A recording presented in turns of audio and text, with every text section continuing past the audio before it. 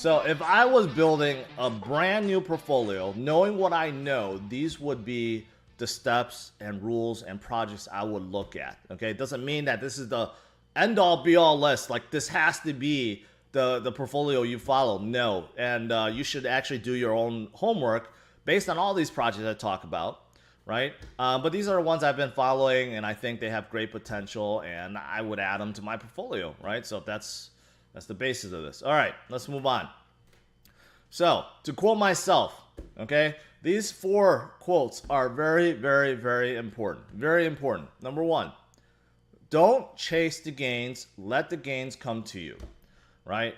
I know you guys could relate to this. A lot of you guys see a project pump up, especially the small caps, micro caps, mid caps, they pump up, and you're wondering if it's, if you should FOMO in, if they have something huge, coming up. Most of the time they don't. Sometimes they just pump up. Sometimes it's their turn, it's their trend, it just rallies up, right? The best thing is not to chase those gains. What I mean is don't FOMO in, fear of missing out.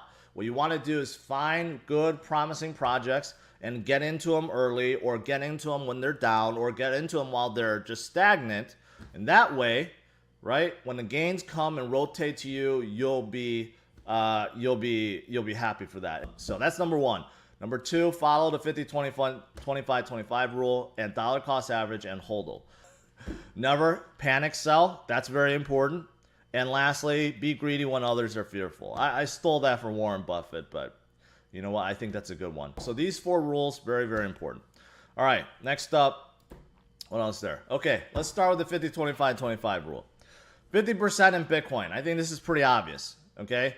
Bitcoin, you cannot ignore Bitcoin. Too many people come into this space is like, Bitcoin is too high. I'm not going to concentrate on it. I'm only going to go into small caps because they're going to pump up to the moon and that's it. And that's how you get wrecked. And that's how you really set yourself up for failure, and you're not setting yourself for success for the long haul and for life-changing wealth. That's what you want to set yourself up for. So you have to have Bitcoin in your portfolio, and I recommend 50%. And why is that? Bitcoin is king. It's definitely the king. It's getting all the recognition, everything I've been talking about, the news, right, with the banks, the institutions, the retail adoption, everything, all the buying is concentrating on Bitcoin. It has that name recognition, has the first mover's advantage, and it's the greatest store of value ever created by mankind. So those 3 things make it the king. It also carries the market. When Bitcoin roars up and pumps up, guess what happens? The whole market comes up. Bitcoin comes down, also the whole market comes down, right? Bitcoin is definitely carrying the market. No matter what, even if the Bitcoin dominance comes down slightly, still Bitcoin is carrying the market. The market did not decouple away from Bitcoin. That's very, very important to understand. Bitcoin is a safe haven, meaning that it does provide stability, meaning that if the crypto market tanks, right, Bitcoin is the one that most people put their money into. Well, besides stable coins, but most people switch back to Bitcoin because it usually has less volatility, it's less risky, it holds better, right? So it does have a stability, and that's why it's a safe haven. And let's not forget, Bitcoin still has tremendous upsides. Tremendous, tremendous, tremendous upside. Even at 50,000, 55,000, 60,000, you know what? Bitcoin has tremendous upside to $500,000 million plus. People don't want to hear it, just like people didn't want to hear Bitcoin could be at 100,000 at 3,000. Well, guess what? We're more than halfway there, right? I've been saying that when Bitcoin tanked to 3,000, I'm like, stay strong. It will break 20,000 and it will go higher. People didn't want to hear that, but look at where we are now, right? So Bitcoin still has a tremendous upside. Second part, 25% in big caps. And big caps is anything that's over $10 billion in market cap. And these days, there's a lot. But I would definitely concentrate on these. And there's ones that I like more than others, right? But it really depends on what your taste is and which projects you believe in more. Let's start out with Ethereum. Of course, most people have heard of Ethereum. You can't ignore Ethereum. They have the biggest development base out there of any crypto. So they definitely have a ton of teams, projects that's looking to build and innovate. So Ethereum is an innovator. The ERC20 standard for NFTs came out in Ethereum, ICOs, IEOs, Now, IDEOs, I mean, anything you could think of, any kind of innovation that's been happening has come out of Ethereum. So they're definitely the innovator because of their development base. Also, you have Ethereum 2.0 to look forward to, which will help them scale. And lastly, you have institutions. Institutions are buying in Ethereum. That is why there's an Ethereum ETF. That's why there's a Grayscale Trust. And you hear about companies now buying Ethereum for their reserve currency too. Binance Coin. You can't dispute how big Binance's ecosystem is. It's just enormous. With their global reach, with their different kind of platforms and what they offer, enormous. Binance Smart Chain also enormous, growing like wildfire. Because Ethereum is having some scaling issue, Binance Smart Chain is going nuts right now. It's also deflationary. You know, they have coin burns. That helps drive the price up. And of course, they're getting into DeFi and NFTs. So they're really killing it. Next up, you have Cardano and Polkadot. And I put them together because they're very, very similar. Both the leaders, Charles and Gavin, are co-founders of Ethereum. They both are very, very smart people. And because of that, they have a very large and loyal base. And their ecosystem is growing, especially Polkadot right now. But both of these projects are not done. Polkadot still doesn't have all the parachains connected up yet, and Cardano, of course, is not done. So both are work in progress. However, because of the leadership and because of loyalty, the base, and the promise, you know, they're doing very, very well, right?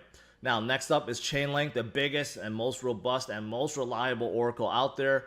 I don't believe in any other oracles outside of Chainlink right now, and an oracle just helps projects grab data from other projects. It's just that simple. It doesn't even have to be blockchain projects. It could be projects outside the blockchain world. That's what Chainlink does. Basically, a whole network of grabbers, data grabbers. That's the best way to think about it. Solana, you know, I love their new up-and-coming blockchain. I love their ecosystem. It's growing like mad. In fact, I've been talking a lot about Solana, so I'm not going to talk too much about them. But they have a very fast blockchain, a very big and growing ecosystem, and Alameda Research is investing heavily into them and all the dApps on top of them. So that is why they have been killing it. Also, VeChain. I've been supporting VeChain. This is one of the projects that's carried over from 2017. VeChain is another blockchain that has the by far the most and biggest partnerships out there. Partnerships that are not paper partnerships that are actually companies utilizing the chain. That is very different. And the biggest advantage they have is they're in with China. Some of these partners are state-run companies that's within China. So they have that in. So when China goes full-blown crypto, VeChain will benefit from that greatly. Next up, you have Theta. Theta, their platform, their decentralized streaming platform is by far the biggest out there. They have a ton of content. They have a ton of traction. And they're coming out the new mainnet pretty soon. So Theta is fantastic. And lastly, I put Ripple and Dogecoin together because despite your feelings about Ripple and XRP and Dogecoin, I think at this point it's irresponsible not to hold some, seeing how high they are up on CMC, how big they are. They have loyal base, and there are use cases for both too. So I think it's irresponsible not to hold either one. So that's pretty much it for big cap. Now let's get to mid, small, micro caps. So this list is too extensive, so I just went up to the mid caps and not even fully into mid caps. I mean, not fully into the small caps. There's a lot of micro caps I didn't mention, but that's why you guys need to pay attention to my videos. I've created a lot of videos where I'm searching for micro caps and talking about projects I like, and I mentioned them in Patreon too. So if you guys want some exclusive content, check out my Patreon group. But here's the ones that's mid, small for the most part. And it's not just, I have 2 pages for this. Number 1, you have Terra. Terra has a really good base in South Korea. They have an existing app, and they came out with stablecoins and other apps that utilize them, like synthetic token creation, DeFi, lending, and others. So Terra definitely has good traction. PancakeSwap, they're the largest AMM, not just on Binance Smart Chain. They're the largest AMM of the entire space, even bigger than Uniswap. So I really like PancakeSwap. And if you don't know what AMM is, basically there are DEX with yield farming involved and NFTs involved as well. Cosmos, also very promising blockchain. They're basically an ecosystem of chains. And because of IBS, I think it's IBS. Hopefully I didn't get the abbreviation wrong. But that basically it's part of their Stargate program where it connects up all the chains. There's interoperability between the chains, and this opens up endless possibilities, especially with DeFi and NFT collaboration, cross-chain communication. It's enormous. It's enormous. So I think Cosmos has a lot going for it. Polygon, I just had a story about them. You know, they're one of the most widely used layer 2 for Ethereum. They have a ton of DeFi projects that moved over. I believe Compound moved over, SushiSwap moved over, and a whole lot of others moved over. And that's because they're really fast, really cheap, and they have their own DEX. They have a whole lot of things going on with Polygon.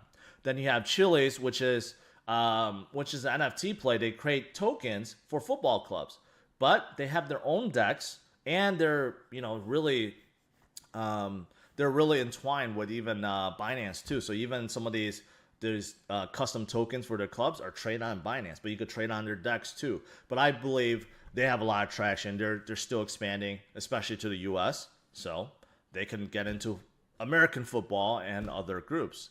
Next, you have Engine, which is a huge, gigantic NFT marketplace. They also have a universal wallet. They're tied up with a lot of other companies such as Samsung, and they're coming out their layer 2 and their blockchain. Yeah, they're good. Same thing with Decentraland. They're just one gigantic virtual world, the leaders of that. There's a lot of virtual worlds now, virtual games that's involved with NFTs, but Decentraland was the very first, and they definitely have the network effect. All right, now, lastly, let's go to page 2.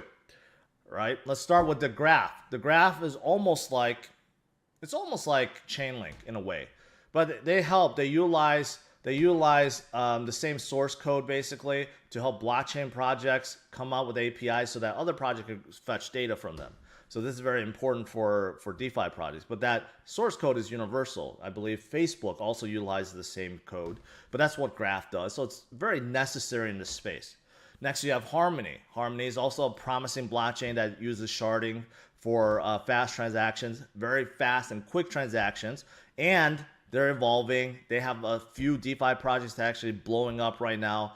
I don't hear really much about NFTs, but I know that is coming, and it's by a great team. So I do like Harmony a lot. Same thing with Helium. They have some good leaders. The founder, Napster, was one of the co-founders. They have a lot of traction. They're mining for their network mining utilizing antennas is actually really very genius. But they're about creating a mesh network. KuCoin token, of course, is the main token for KuCoin, which a lot of you guys love, and me too. I'm addicted to KuCoin, right? And they have a ton of coins. They're open to the U.S. residents, and they're following footsteps of Binance. They're pretty much, they have the same features basically. Arweave is a decentralized storage play that I love, mostly because they're partnered up with Solana, which I really love. So any kind of storage play on Solana is utilizing Arweave, and Arweave is trying to create a permaweb where basically every single article out there, every single article, data, email can be permanently stored on Arweave. That's what they're trying to do. Then you have Flow, which is an NFT play created by Dapper Labs, creators of CryptoKitties, and they have NBA Top Shots running on top of them, one of the biggest NFT plays out there. And soon they're going to have UFC as well. And lastly, I want to mention Venus, which is kind of like the MakerDAO of Binance Smart Chain. They're a huge lending play. If you want to take out VI, you basically put down some collateral. You can borrow against your collateral. They give you a stable coin, and you could do what you want with that stable coin. That is what Venus is. But if you look at their volume, it is massive, massive. Almost the same. I think it's close to MakerDAO. So they have come up quite a bit.